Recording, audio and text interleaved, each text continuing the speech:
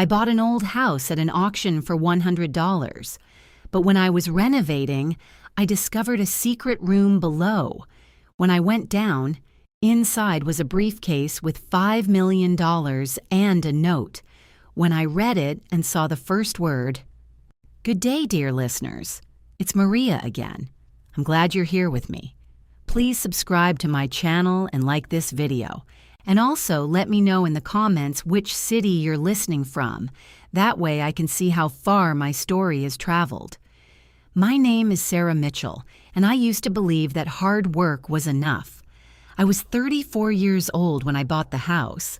34, divorced, working a morning shift at a dental office and an evening shift at a grocery store 6 days a week, saving every dollar I could scrape together while renting a room from my landlord, Mr. Petrov, who kept raising the rent and never fixed the heating. I wasn't poor in the dramatic sense. I wasn't sleeping on a park bench. But I was tired in a way that settled into your bones after a while. The kind of tired that doesn't go away after sleep. The divorce had been 2 years earlier. My ex-husband, Kevin, had left for a woman he'd met at a sales conference in Phoenix. He'd taken the car, half the savings account, and the dog. I'd taken the debt and the lesson. After that, I made myself a promise. I would own something real, 4 walls and a roof that no one could take from me. That's how I ended up in Crestfield, Ohio. Crestfield is the kind of small town that appears on maps but not in anyone's plans. Population around 4,000. 1 diner, 1 hardware store, 1 bar that also serves as the town's unofficial city hall on Friday nights. It sits about 2 hours southeast of Columbus, surrounded by flat farmland and old trees that look like they've been there since before the country was a country. I'd driven through it once on a road trip years ago and thought, nobody comes here on purpose. And then I became the person who came there on purpose. The county tax auction notice had been posted online. I almost scrolled past it. A property at 14 Dunmore Road, Crestfield, Ohio, seized for unpaid taxes, minimum bid of $100. I read it 3 times. $100. The listing photograph showed a 2-story wood frame house with a sagging porch, peeling white paint, and overgrown hedges that had swallowed the front gate entirely. It looked like something out of a Gothic novel. It looked like a problem. I bid on it anyway. I was the only bidder. On the 1st of September 3 years ago, I drove to Crestfield with my car packed with cleaning supplies, a set of secondhand tools, and a sleeping bag. The house smelled like old wood and something sweet and musty underneath. The smell of time, of a place that had been closed too long. The floors were warped in the hallway. The kitchen ceiling had a water stain shaped vaguely like a hand. 2 of the upstairs windows were cracked. The backyard was a tangle of weeds and a collapsed fence. I stood in the middle of the empty living room, looked at the peeling wallpaper and the cracked baseboards, and felt something I hadn't felt in years. Hope. I started the renovation slowly, the way you do when you're doing everything yourself and working around 2 jobs. Weekends, early mornings before the shift at the dental office. I pulled up old carpet, replaced a burst pipe under the bathroom sink, patched drywall. I made friends with Roy at the hardware store, who gave me discounts and unsolicited advice in equal measure. I made a list of every repair the house needed, prioritized it by urgency, and worked through it methodically.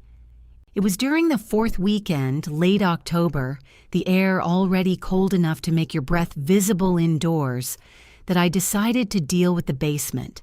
The basement stairs creaked under every step. The light bulb at the bottom worked, barely, casting a yellow glow over concrete walls and a dirt floor partially covered by a sheet of old plywood. There was nothing down there except a rusted metal shelving unit, a broken water heater, and a rolled-up rug in the corner that smelled like mildew. I was going to throw everything out and seal the floor properly before winter. I dragged the rug toward the stairs to haul it up. That's when I saw it. Beneath where the rug had been, beneath the plywood, there was a seam in the concrete. A rectangle, maybe 3 feet by 2, with a recessed iron ring set flush into the surface. My first thought was that it was a drain cover. My second thought was that drains don't have handles. I stood there for a moment in the buzzing yellow light, holding the rug, looking at that iron ring. My heart had already shifted into a different gear, slower, heavier, deliberate. Why would someone hide this? I put the rug down. I crouched. I grabbed the ring and pulled. The concrete slab lifted on a hinge, smoother than it had any right to be, like it had been opened recently and not decades ago. Below it was a wooden ladder leading down into darkness. I took out my phone, turned on the flashlight, and aimed it downward. A room, small, maybe 8 feet by 8, concrete on all 4 sides, clean, too clean, and in the center of the dirt floor, a metal briefcase, black, with combination locks on both latches. I don't know how long I stood at the top of that ladder. Long enough for my knees to start aching, long enough for the cold to creep up from below and wrap around my ankles. Then I climbed down. The case wasn't locked. The latches snapped open with 2 quiet clicks. I remember the moment I opened it with a physical clarity that I still carry in my body to this day. The way the money was arranged in tight stacks, banded in paper, perfectly organized. $100 bills, hundreds of them. My mind refused to calculate the total. I just stared. And then I saw the envelope. White, sealed, tucked under the top row of bills like an afterthought, or a deliberate message. I picked it up with fingers that had gone slightly numb. I opened it. I unfolded the single sheet of paper inside. The note was handwritten in careful block letters. I read the first word, Finder, and my blood went cold. I didn't sleep that night. I sat at the kitchen table on the ground floor of 14 Dunmore Road with the briefcase open in front of me, the note flat beside it, and my phone face down on the counter. The single overhead bulb in the kitchen hummed. Outside, the October wind pressed against the old windows and rattled them in their frames. I was alone in a house I'd owned for less than 2 months, in a town where I knew almost no one, staring at $5 million in cash. Let me say that again, because it took me a long time to accept it as a fact rather than a hallucination. $5 million. I counted it. Twice. The bills were bundled in stacks of 10,000 each, 500 stacks total, arranged in 6 rows in the foam-lined interior of the case. Someone had been meticulous. Someone had wanted this to be easy to count, easy to carry, easy to account for. That level of organization doesn't come from a lottery winner hiding birthday money. That kind of precision comes from people who handle large amounts of cash professionally and illegally.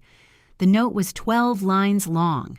I had read it 4 times by midnight and a 5th time around 2 in the morning when I was trying to convince myself I'd misunderstood something. I hadn't. Finder, it began. If you are reading this, then the house has changed hands and the previous arrangement has failed. The money in this case belongs to parties who will want it returned. They know it was here. They will come looking. You have 3 choices: return it, run with it, or use it wisely. 2 of those choices end badly for you. I won't tell you which is which, but I'll tell you this.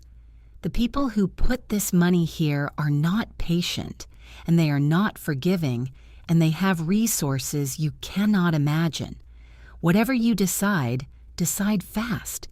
And whatever you do, don't trust the ones who smile. It wasn't signed. I sat with that last line for a long time. Don't trust the ones who smile. It was the kind of warning that was too specific to be generic and too vague to be useful. It implied that someone would come to me, that there would be a face and a smile attached to the danger, that I would be tempted to believe them. What kind of person writes a warning like that and leaves it with the money? I got up around 3 a.m. and walked to the window. The street outside was completely dark. No streetlights on Dunmore Road, no cars, no movement. Just the silhouettes of bare tree branches against a cloudy sky. I pressed my forehead against the cold glass and tried to think clearly. My first instinct, the one that every law-abiding, tax-filing, rule-following part of me screamed, was to call the police, report it, hand it over, let it become someone else's problem. But I didn't reach for my phone. Why? Because I had read enough news to know what happened to people who found large sums of illegal cash and called the police. The money got seized. Civil asset forfeiture. You didn't get a reward.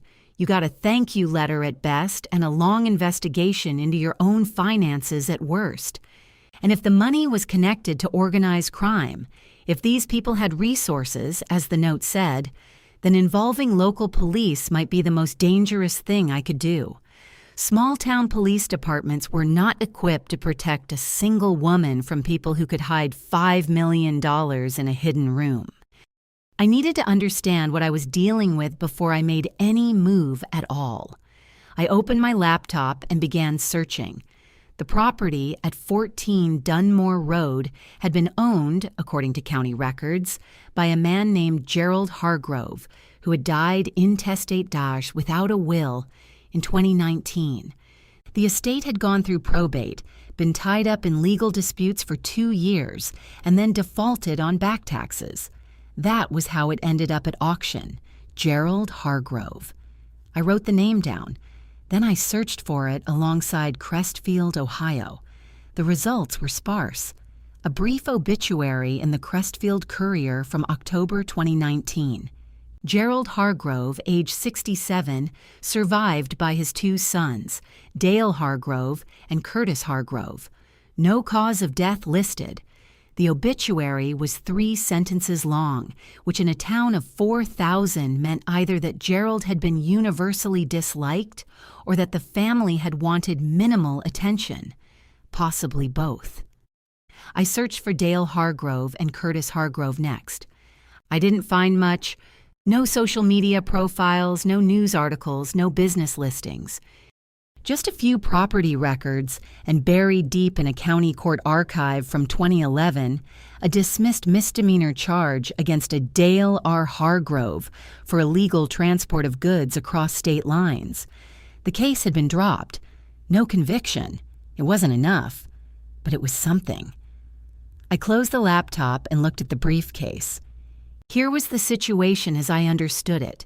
2 men, Dale and Curtis Hargrove, were the sons of the home's last owner. Their father had died and left the house, and apparently the contents of a hidden room in legal limbo. Either they didn't know the house would be auctioned off, or they'd assumed no one would find the room. Either way, they believed that money was still theirs, and according to the note, they would come looking. My first plan was simple. Find out everything I could about the Hargrove brothers before they found out anything about me. Understand the scale of what I was dealing with. And then, carefully, legally, with documentation, find a way to protect myself, not just from them, but from the money itself, which was as dangerous as any weapon. I closed the briefcase, locked it, carried it upstairs and put it in the closet behind a box of winter coats. Then I lay down on my sleeping bag on the floor of the bedroom and stared at the ceiling until the first gray light of morning came through the cracked window. I did not sleep, but I made a decision. I was not going to run. I was not going to hand the money back without understanding what it was. and I was not going to be the person who found $5 million and ended up with nothing, or worse, ended up in danger with nothing to show for it. Whatever this was, I was going to face it with my eyes open. The law office of Jennifer Walsh was on the second floor of a brick building on Crestfield's Main Street, above a real estate agency that had apparently not sold anything in some time, judging by the sun-faded listings in the window. I had found Jennifer through a Google search for attorneys in the county who specialized in property law and had reviews that mentioned discretion. She had 12 reviews, 4 stars, and 1 comment that read, "She doesn't waste your time and she doesn't pretend." That was enough for me. I booked an appointment for the following Tuesday. I said it was about a property dispute. In the 5 days between the discovery and that appointment, I did not touch the briefcase. I did not tell anyone what I'd found. I went to my shifts at the dental office remotely. I'd been doing phone-based scheduling since the clinic had gone partially virtual, and I kept working on the house during the hours I wasn't on the clock, because stopping would have looked strange to the few neighbors who had begun to notice activity at the old Hargrove place. Normal behavior was armor. I understood that instinctively. What I did do in those 5 days was look more carefully at the house itself. I'm not sure what I expected to find. More cash, maybe. More notes. What I found instead was something subtler and, in retrospect, far more valuable. It was in the wall of the study on the ground floor, a room that had been wallpapered over so completely that I hadn't touched it yet. I was pulling the wallpaper off in strips on the Thursday before my appointment, working systematically from the baseboard up, when I felt the wall shift slightly under my palm near the corner. Not collapse, just flex, the way a wall does when there's a hollow space behind it instead of solid structure. I pressed along the seam. Then I found the edge of a panel, painted over, but still distinguishable if you knew what you were looking for. Behind the panel was a space about the size of a large shoebox, and inside it were 2 things: a thin manila envelope sealed with electrical tape and a burner-style prepaid phone, dead, the kind you bought at a gas station in the early 2010s. I opened the envelope. Inside were 6 documents. Photocopies of bank transfer records, a handwritten ledger covering what appeared to be cash transactions over a period of 18 months from 2014 to 2016, 2 folded letters in envelopes addressed to someone named G.H., Gerald Hargrove, I assumed, and a single printed page that appeared to be an informal contract, unsigned but detailed. I read everything slowly twice at the kitchen table with a cup of coffee going cold beside me. The transfer records listed payments made to shell company names: Inland Holdings, LLC, Keystone Distribution Group, R&D Freight Partners. That meant nothing to me on their own, but the handwritten ledger was different. Whoever had kept it, and the handwriting matched the note from the briefcase, I was almost certain had recorded dates, locations, amounts, and initials beside each entry. DH and CH appeared dozens of times. The figures ranged from $30,000 to $200,000 per transaction. The ledger covered 18 months of what could only be described as systematic cash laundering through a network of small freight and holding companies. The unsigned contract was the most explicit document of all. It outlined an arrangement between Gerald Hargrove and 2 unnamed parties for the storage and eventual transfer of consolidated funds at 14 Dunmore Road. It referenced a storage volume of not less than 4 million and not more than 6 million in U.S. currency.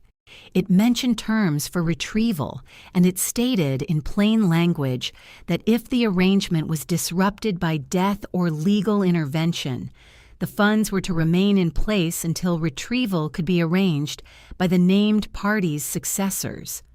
Successors, Dale and Curtis Hargrove. I put the paper down and sat for a very long moment without moving. This wasn't just hidden money. This was evidence of a documented, organized financial crime involving the father and, by the terms of the contract, the sons as well. The Hargrove brothers weren't just looking for their inheritance. They were looking for the operational funds of what appeared to be a multi-year money laundering operation, one for which there was now a paper trail sitting on my kitchen table. I was not just in possession of $5 million, I was in possession of evidence. On Tuesday morning, I drove to Jennifer Walsh's office with the manila envelope in my bag and the briefcase locked in the trunk of my car. I left the dead phone at the house. I wasn't sure yet whether it was evidence or a liability. Jennifer Walsh was a woman in her mid-50s with close-cropped gray hair, reading glasses on a beaded chain, and the manner of someone who had long since stopped being surprised by anything her clients brought through the door. She listened to my account without interrupting. She asked 3 questions when I finished. Had I moved the money from its original location? Had I spoken to anyone else about this? And had I been contacted by anyone connected to the previous owners? The answers were yes, no, and no. She took off her glasses and looked at me directly. "You understand," she said, "that the moment we formally report this, there is no version of events in which you quietly keep the money and walk away." "I know," I said. "And you understand that the people who put that money there will very likely find out that you found it, possibly before any protective measures can be put in place." "I know that too." She held my gaze for a moment. Then she put her glasses back on and opened a legal pad. "All right," she said. "Let's talk about the Federal Bureau of Investigation." I didn't know it then, but across town, or rather across 2 states, in a rented apartment in Columbus, Dale Hargrove had just received a text message from someone in Crestfield, a neighbor. A man named Tom Briley who lived 2 houses down from 14 Dunmore Road, and had mentioned, casually, that the woman who bought the old Hargrove house had been doing a lot of work on the inside lately. "Lot of work," Tom had texted, "like she's going through every room." Dale read the message. Then he forwarded it to his brother. The point of no return wasn't the moment I found the briefcase. It was the moment I sat in Jennifer Walsh's office and decided to trust the law more than I trusted my fear. The meeting with the FBI took place on a Friday, 2 weeks after my appointment with Jennifer.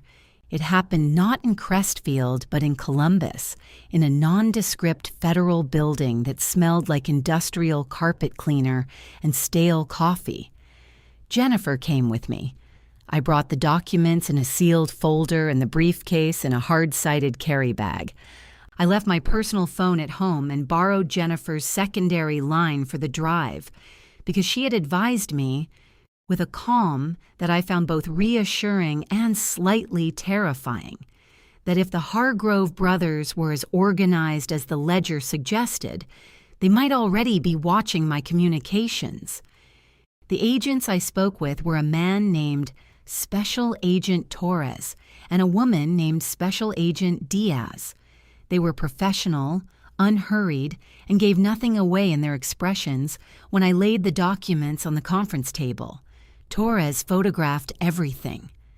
Diaz asked questions in a precise sequential order that made me feel like every answer was going into a very long and very detailed file.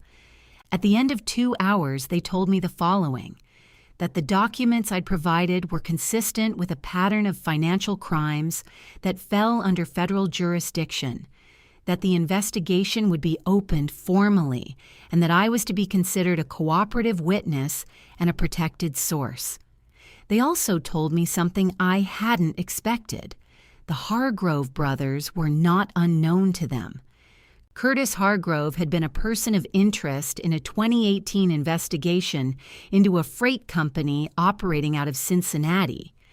The investigation had been closed for lack of evidence.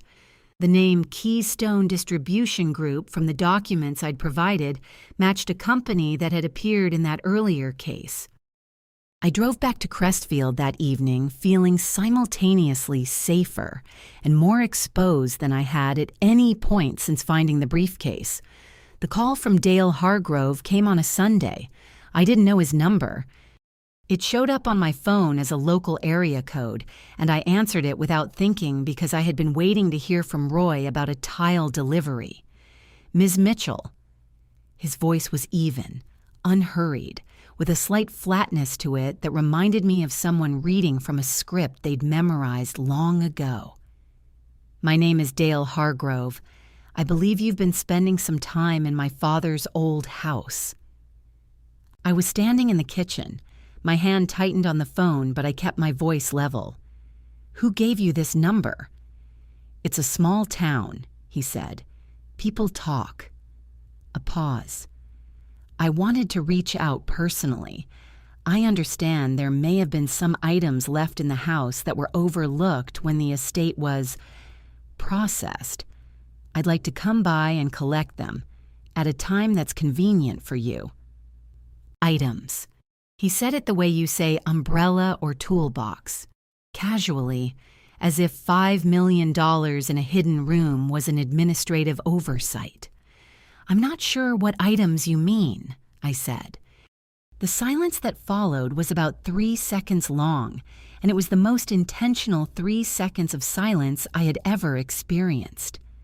Ms. Mitchell, he said again, and this time his voice was slightly quieter, slightly more deliberate. My brother and I would very much prefer to resolve this privately, without involving parties who don't need to be involved. I think you understand what I mean. I think you should speak with my attorney, I said. Her name is Jennifer Walsh. You can find her office on Main Street. I hung up. My heart was hammering.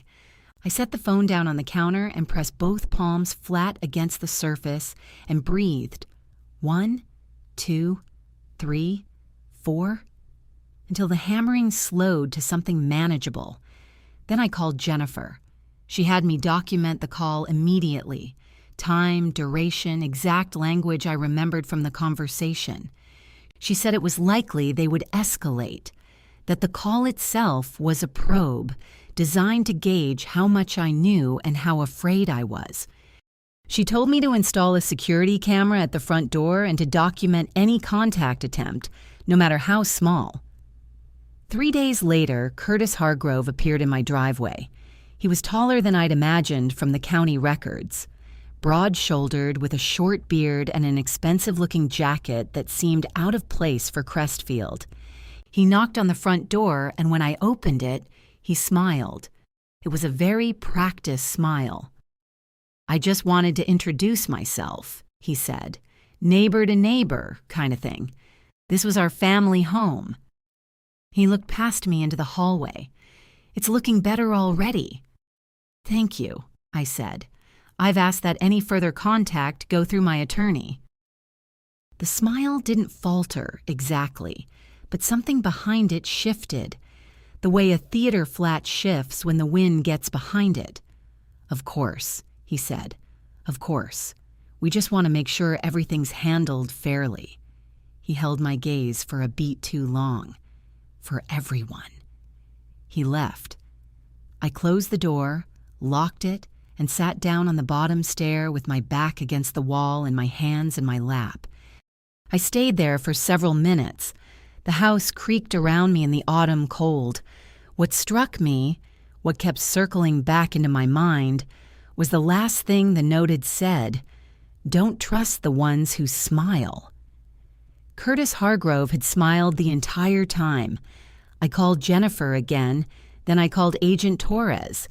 Then I drove to a motel in the next county over and spent 3 nights there, because Jennifer had strongly recommended that I not be alone in that house for the following week while the federal process was gaining momentum.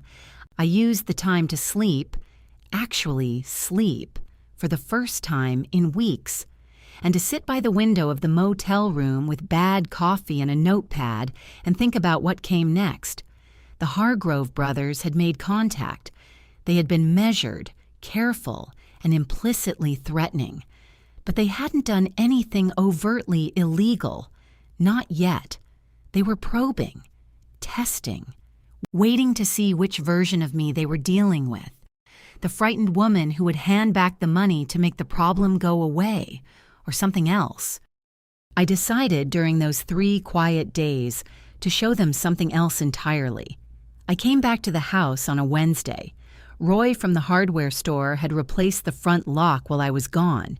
Jennifer had arranged it, and there was a small camera above the door frame now, angled toward the driveway, its feed going to an app on my phone. The house felt different when I walked back in. Not safer, exactly, but more defined, as if the boundary between inside and outside had become more deliberate. The offer came through Jennifer's office the following Monday. It arrived in the form of a letter from an attorney representing Dale and Curtis Hargrove, a firm out of Columbus with an impressive-sounding name and 3-sentence paragraphs designed to sound reasonable. The letter acknowledged that certain personal property of the late Gerald Hargrove had been discovered at the Dunmore Road address. It stated that the Hargrove family was prepared to reach a mutually beneficial private resolution and that, in the spirit of good faith, they were offering Sarah Mitchell, Missy, the sum of $250,000 in exchange for the immediate and confidential transfer of all discovered property and related materials. $250,000. I read the letter at Jennifer's office, sitting across from her desk. She watched me while I read it. When I finished, I set it down and looked out the window at the November sky, gray and flat over the rooftops of Main Street. "They're scared," Jennifer said. "I know," I said. 250,000 is not a number they arrived at randomly. It's large enough to seem generous, small enough to be offered without involving any official channels. It's the number they calculated was most likely to make you take it and disappear. I thought about what $250,000 would have meant to me 1 year ago, how it would have felt like an answer to every problem I had, a new life, an exit from the 2 jobs and the rented room and the grinding tiredness. Even 3 months ago, before the auction, the number would have stopped my breath. Now I looked at it and felt something I can only describe as cold clarity. Because here was what $250,000 would actually mean. It would mean signing a confidentiality agreement that made me legally liable for silence. It would mean surrendering the documents, which were evidence of federal crimes, to the people who had committed those crimes. It would mean becoming, in some technical legal sense, complicit in the cover-up.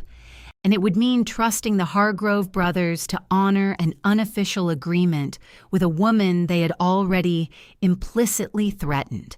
Don't trust the ones who smile. Tell them no, I said. Jennifer nodded once, as if she'd already written the response in her head. "There may be a counteroffer," she said. "Possibly more money, possibly something less friendly."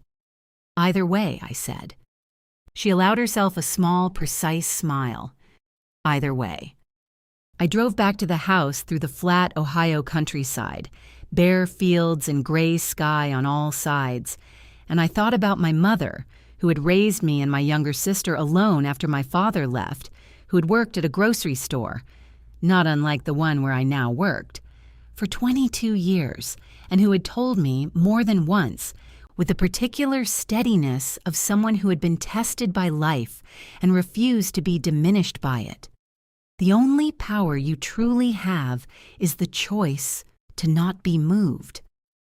I hadn't fully understood what she meant when I was a child. I understood it now.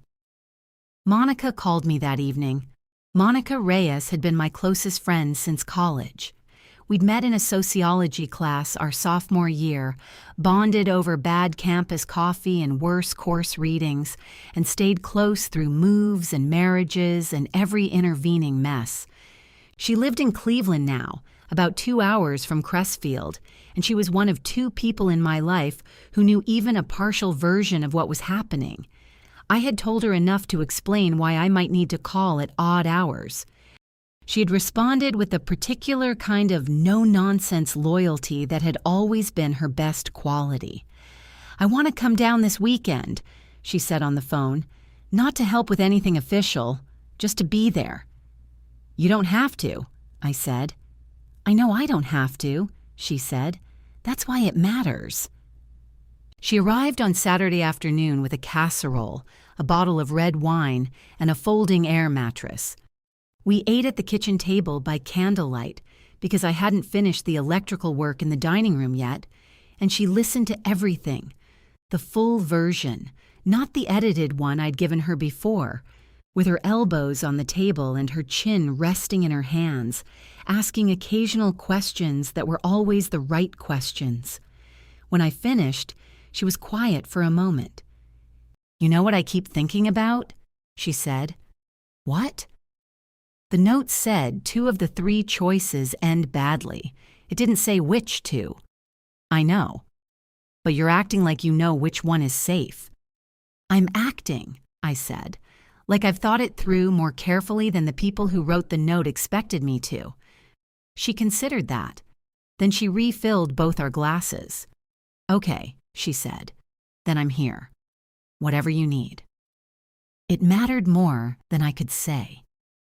There's a particular kind of loneliness that comes with carrying a secret that could upend your life, and having someone sit across a table from you in the candlelight and say, "I'm here," without flinching. It doesn't solve anything, but it gives you a floor to stand on. I had been floating for weeks. Monica gave me solid ground. On Sunday evening, before she drove back to Cleveland, she hugged me in the driveway for a long time. She smelled like the casserole she'd left in my fridge and the October leaves coming down from the old elm in the yard. "Call me every day," she said. "Every day," I promised. I watched her taillights disappear down Dunmore Road, and then I went back inside and locked the door behind me and stood in the kitchen for a moment in the quiet. The security camera light blinked green above the front door. The briefcase was in the closet. The documents were with Jennifer. The federal investigation was open. The Hargroves had offered me a door. I had declined to walk through it. Now we waited. They came on a Thursday, 3 weeks after the rejected offer. I saw them on the security camera before they knocked. Dale's silver sedan pulling into the driveway at just past 2 in the afternoon, both brothers stepping out, both dressed in the kind of business casual clothes that were designed to look non-threatening. Dale was shorter than Curtis, with a weathered face and careful eyes. He carried a small paper bag from the bakery on Main Street. Curtis was already smiling. I called Jennifer immediately. She answered on the second ring. I described what I was seeing on the camera feed. She told me I was under no legal obligation to open the door, but that if I chose to, I should record the conversation. Ohio was a one-party consent state, meaning I could legally record without informing them. She told me to keep the screen door locked between us at all times. I put the phone in my breast pocket, recording app running, and went to the front door. I opened the inner door but kept the locked screen door between us. Dale stood slightly forward, Curtis slightly behind. The paper bag rustled in Dale's hand. "Ms. Mitchell," Dale said. His voice had the same measured quality as the first phone call. Careful, calibrated. "We should have come in person sooner. I wanted to apologize for any misunderstanding. I think we handled this wrong from the start." He held up the bag. "I brought these from Millie's. I wasn't sure what you liked, so I got a variety." I did not move to open the screen door. "What do you want, Mr. Hargrove?" A brief flicker across his face. Not quite irritation, but the shadow of it. He recovered quickly. "Just a conversation, that's all. Can we come in?" "No," I said. Curtis shifted his weight behind his brother. The smile held, but it had taken on a slightly fixed quality. The smile of a man who was concentrating on smiling. "We understand the situation might seem complicated," Curtis said. "We really do. This is a difficult circumstance for everyone." He paused. "Including you." "Including you." The phrase landed with a deliberate weight that was meant to be felt rather than heard. "Our attorney has been in contact with your attorney," I said. "That's the appropriate channel." "Attorneys slow things down," Dale said. He set the bakery bag on the porch railing, a gesture of casualness that was not casual at all. "Look, we're not here to make threats. We're not that kind of people. We'd like to understand what you're planning to do. Whatever's been found in this house, it's complicated.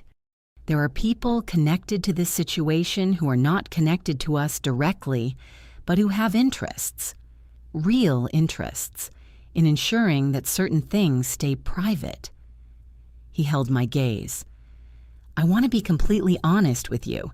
If this becomes public, if the wrong people find out that the situation has been disturbed, it won't just affect us.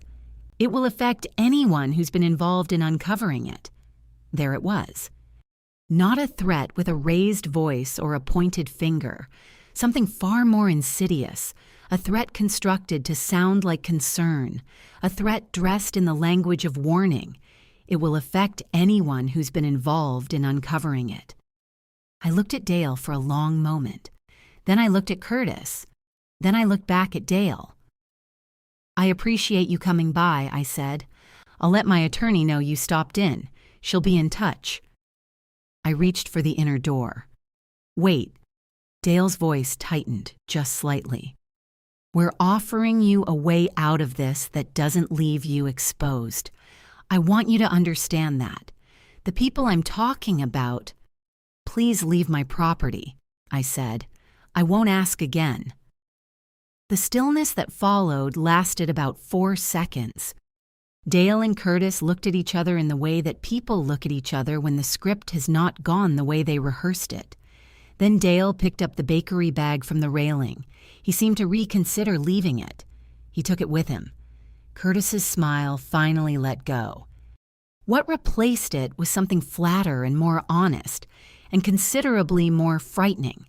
He held my gaze for one moment longer than was comfortable, and then he turned and walked back to the car with his brother.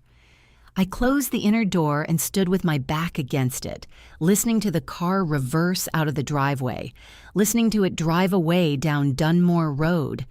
My hands were shaking. I don't want to pretend they weren't. My hands were shaking and my mouth was dry, and I stood against that door for a full 2 minutes before I trusted my legs enough to walk to the kitchen. I sat down. I pressed my palms flat on the table. The same thing I'd done the night of the phone call. And I breathed. It will affect anyone who's been involved in uncovering it. Was that true? Could they actually reach into a federal investigation and cause harm to a cooperative witness? I didn't know. Jennifer had told me that my status offered certain protections. Agent Torres had used the phrase, substantial safeguards. But the Hargroves weren't in a position where language mattered to them anymore. They were men watching a situation spiral beyond their control, and men in that position were unpredictable in ways that federal procedural language could not fully account for. I was afraid. I want to be clear about that. I was genuinely physically afraid in a way that I had not been even when Curtis had appeared in my driveway the first time. But here's the thing I discovered about fear in that kitchen, sitting with my shaking hands pressed flat on the table. Fear, when it's real fear, not anxiety, not worry, but the clean animal clarity of genuine fear, Santi, doesn't shrink you. Not if you've already committed to a direction. It sharpens you. It burns off everything that isn't essential and leaves behind only what's real. What was real? I had evidence. I had legal counsel. I had federal protection. I had Monica's phone number memorized. I had a security camera that had recorded 2 men coming to my home and implying consequences. And I had made a choice on that motel room morning 3 weeks ago that I was not going to be moved. I picked up my phone and called Jennifer. Then I called Agent Torres and told him about the visit. Then I called Monica. Then I made myself a cup of tea, sat by the window, and watched the elm tree drop its last leaves onto the empty driveway. The Hargroves were afraid. That was why they'd come. Afraid people make mistakes. And I was going to be very patient. The federal hearing was scheduled for a Tuesday in January, 6 weeks after the Hargroves' visit to my door. By that point, Agent Torres and Agent Diaz had been working the case for nearly 3 months. The documents I had found, the ledger, the transfer records, the informal contract, had been analyzed, cross-referenced with the earlier 2018 investigation, and combined with financial records subpoenaed from 3 of the shell companies named in the ledger. The dead phone from behind the study wall had been forensically examined.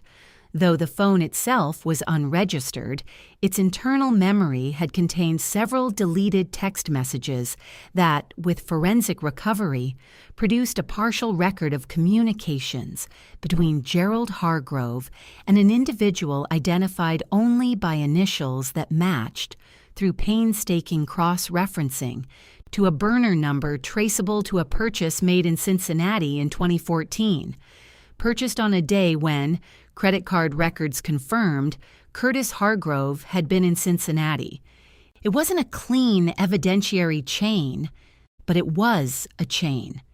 And the federal prosecutors, who'd been wanting a second crack at the Hargrove operation since 2018, treated every link in that chain like gold. I was not a defendant. I want to be precise about that. I was a material witness and a protected cooperating party. I was not on trial. But I was going to be present at Jennifer's strong recommendation for the preliminary hearing in which the evidentiary package would be formally presented and the charges against Dale and Curtis Hargrove would be read. The night before the hearing, I sat in my house, properly mine now, with new floors in the kitchen and working heating and a front door that locked properly. And I thought about everything that had happened since September. The auction, the rusted ring in the concrete, the open latches, the word Finder at the top of a white page. I thought about the woman I had been 12 months ago, tired, careful, holding herself together with both hands. I thought about the choices I had made, each one of them deliberate, each one frightening in its moment, each one made anyway. I called Monica before bed. We talked for 40 minutes about nothing important. A show she was watching, a coat she'd bought, a funny thing her neighbor had done. It was exactly what I needed. "You ready?" she asked near the end of the call. "I've been ready since November," I said. The Columbus Federal Courthouse was all marble floors and high ceilings, and the particular institutional quiet that makes every footstep sound deliberate. Jennifer and I arrived at 8:45. We sat in the gallery for the preliminary hearing, which was not open to the public but which I had been granted access to as a material witness. Dale and Curtis Hargrove came in with 2 defense attorneys. Dale was wearing a dark suit and had the expression of a man who had been coached extensively on how to look calm. Curtis, and I noticed this the moment he entered, did not look at me. He looked at the defense table, at the floor, at the wall. Not at me. Dale looked at me. Once, briefly, as they were taking their seats. His expression was unreadable. I held his gaze without moving and then looked away first only because I chose to, not because I was compelled to. The federal prosecutor outlined the charges methodically. Conspiracy to commit money laundering under 18 U.S.C. Section 1956, structuring financial transactions to evade reporting requirements, and conspiracy to commit wire fraud. The evidentiary summary took 40 minutes. I watched the Hargrove brothers while the prosecutor spoke. Curtis began to fracture first. It was barely visible. A slight tightening around the jaw, a shift in posture, his hand moving under the table in a way that suggested he was gripping something or pressing his fingers into his palm. When the prosecutor referenced the ledger, the handwritten ledger that had been found behind the study wall, Curtis's attorney leaned over and said something quietly, and Curtis's head turned sharply, a controlled but visible reaction that the defense attorney immediately tried to smooth over with a hand on Curtis's arm. Dale held together better, but not perfectly. When the prosecutor presented the forensic results from the burner phone, the partial message recovery, the purchase location, the date, Dale leaned forward slightly over the defense table and said something to his attorney in a voice I could not hear, but whose urgency was visible from 20 feet away. His attorney's response was a single word and a hand gesture. Stop. The moment that I will always carry with me came near the end of the evidentiary presentation, when the prosecutor read aloud a section of the informal contract, the one that had been found in the manila envelope, the one that named Gerald Hargrove as party to an arrangement for the storage of consolidated funds and named the sons as successors to that arrangement. Funds to remain in place until retrieval can be arranged by the named party's successors. Dale Hargrove turned and looked at his brother. It was a quick look, a second, maybe two, but it contained everything. Every calculation that had gone wrong, every assumption that had been incorrect, every step in a carefully maintained structure that was now coming apart. Curtis did not look back. That was the moment I knew. Not because of what anyone said or ruled or decided, but because Curtis Hargrove, who had come to my door with a practiced smile and a script, could not look at his brother in the moment of consequence. After the hearing, in the marble-floored corridor outside, Jennifer placed one hand briefly on my shoulder. It was the first time she had done that. It was enough. Next comes the formal trial, she said. It will take time, but the foundation is solid. I looked out through the tall courthouse windows at the January sky, cold and clear and very blue. I have time, I said. The trial lasted 11 days in March. I testified on the 4th day, sitting in the witness stand in Columbus, speaking slowly and precisely. I described finding the hidden room, the briefcase, the documents, and every contact from the Hargrove brothers, Curtis's visit to my driveway, Dale's phone call, the afternoon they both appeared at my door with a bakery bag and a threat wrapped in the language of concern. The defense attorney suggested I had fabricated the documents and implied that a woman who bought a house for $100 and found $5 million inside it should be regarded with skepticism. The prosecutor addressed every point, then let the documents speak for themselves. The ledger, the transfer records, the informal contract, the forensic phone data, the shell company records, a network of 11 entities moving money through freight billing fraud over more than a decade across 4 states. Gerald had been the safe house. His sons had been the architects. Curtis took the stand on day 7 and did not hold together. The prosecutor found the fracture in 20 minutes. A discrepancy between his claim of no knowledge and the forensic evidence placing him at the Cincinnati gas station where the burner phone was purchased. His answers contradicted each other. By the time the defense called a recess, the damage was complete. Dale did not testify. The jury deliberated 2 days. Guilty on all counts for both brothers. Jennifer was on one side of me, Monica on the other. When the verdict was read, I did not cry and I did not celebrate. I sat still and breathed and felt something release inside me, like a fist unclenching after months of gripping. Dale received 14 years. Curtis received 17. Under federal whistleblower provisions and the cooperation agreement Jennifer had negotiated, I was awarded $820,000 from the recovered assets. Not $5 million, not nothing. Fully, legally mine. In Jennifer's office, she handed me the pen. "You handled this extremely well." "I had good help," I said. "You also had very good judgment." I signed my name and drove home to Dunmore Road in the May afternoon. The elm was in full leaf. The front door opened on its new hinges. I stood in my hallway and felt, for the first time in longer than I could remember, completely at ease. I finished the renovation by the following September, exactly 1 year after I'd arrived with a sleeping bag and second-hand tools. New floors, a working kitchen, a solid porch with 2 chairs where I drank my morning coffee. The study I kept simple, a desk by the window and 1 photograph Monica had taken on the day the work was done. Me at the porch railing, squinting in the sun. I looked tired in it. I looked strong. I looked like myself.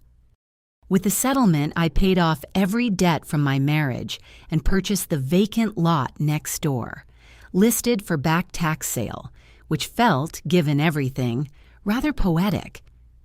By spring, I had started a small property restoration business. My first client was a widow named Eleanor, who'd inherited her parents' farmhouse and didn't know where to begin. By the second year, I had 6 clients and a waiting list. Monica came down 1 weekend every month. She brought the wine, I cooked. Dale's appeal was denied. A civil forfeiture proceeding stripped the remaining Hargrove holdings of $2.3 million. Curtis, facing 17 years, cooperated minimally with the investigation his own phone records had opened. Their mother moved to Florida and never spoke publicly about her sons. Finding the money had been luck.